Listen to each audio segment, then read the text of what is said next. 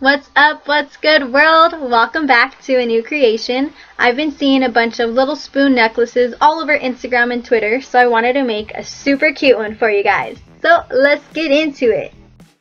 I ordered a set of these spoons off of Amazon. It came with like 150 of them. I thought they were teeny tiny small, but they're actually pretty big, like almost 2 inches I want to say. For this project, I'm using glow in the dark, pale pistachio, spring lilac, and princess pearl polymer clay. To start off, I'm taking my base colors that I want to use for the mushroom head and rolling out long strips of clay, just like long snakes of clay. We're doing this candy cane style, and I find that this is the easiest way to get like a tie-dye effect, all of these swirls of color, without blending them up and mixing them together. So just like this. Now just laying the strips of clay down and then adding them all together. To get the clay secure, I'm pinching it a little to make sure it's firmly held together. Now just twisting it up like a candy cane. So twist it up, and then you're going to want to fold it this way, fold it that way, roll it up, and when you roll it, you want to apply the lightest pressure possible, because if you do it too hard, it's gonna like mix and mush together. So just roll it up and then roll out another log, keep twisting it, keep folding it, and then keep rolling it. And once it starts to look like your home planet, that's how you know you're ready. And then just pick out the spot that you think is the prettiest, and now it's time to sculpt out the mushroom head. Now flatten out the bottom of the ball of clay by pressing it onto a flat surface. Start sculpting out a cone shape, kind of like a pyramid, so where it's flat at the bottom, all circular and round, and then it gets smaller as it goes up to the tip, you know what I mean? Now piercing the spoon through the center of the bottom of the clay out to the top. Next, it's time to start sculpting out the mushroom. I'm pinching the base of the clay all the way around, applying more pressure in certain areas so that some spots are a little thin and some spots are a little thicker. This is where you can get as creative as you can.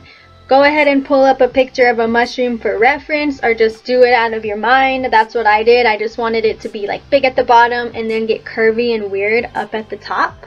So yeah, go ahead and just be as creative as possible and sculpt away. Make it magical. Keep going till you feel that it just looks the cutest.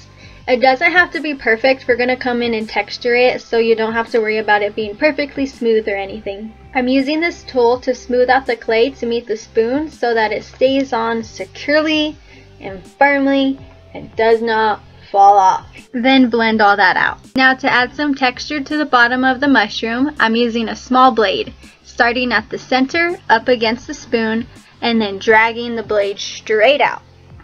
And just repeating that all the way around. Now it's time to make the stem. I'm using a tiny amount of the glow-in-the-dark clay and firmly wrapping it around the spoon. Firmly pinch the spoon and the clay together, using this tool to secure both the stem and the mushroom top together, and blending as I go. Now it's time to bring the mushroom to life, texturizing by scraping up the clay, just kind of splashing it all over. This is super easy and fun to do. The more texture you add, the better it looks.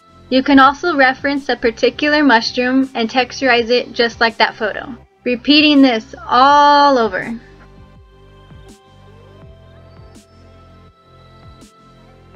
Using a needle tool, I'm carving the stem to make it look rough. Also scraping off any extra clay to use for later. If there's a smooth spot, texturize that shit. I'm poking and scraping up the stem to get it looking super realistic. Now with the needle tool, I'm poking tiny holes all over the stem and all over the top of the mushroom.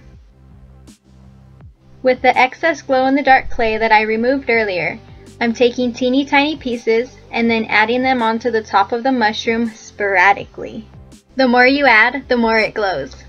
This project was honestly so fun and relaxing that I ended up making 5 more mushrooms, all in different shapes and colors. I'll show you at the end of the video.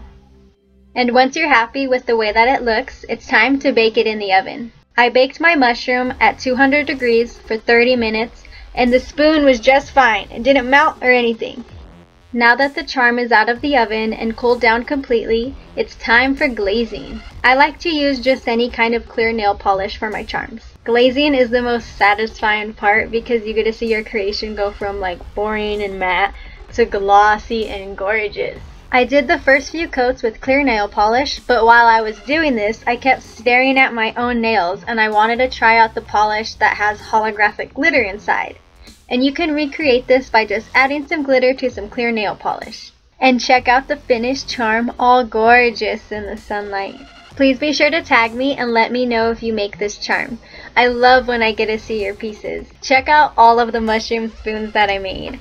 You can charge the clay with any kind of light, the sunlight, the light on your phone, and they'll glow for a while. Which one's your favorite? I like the green one. Leave me a comment telling me. I appreciate you guys so much for watching. Please give me a like, subscribe to my channel, follow me on Instagram for more cute stuff like this, and I'll see you guys in my next one. Deuces!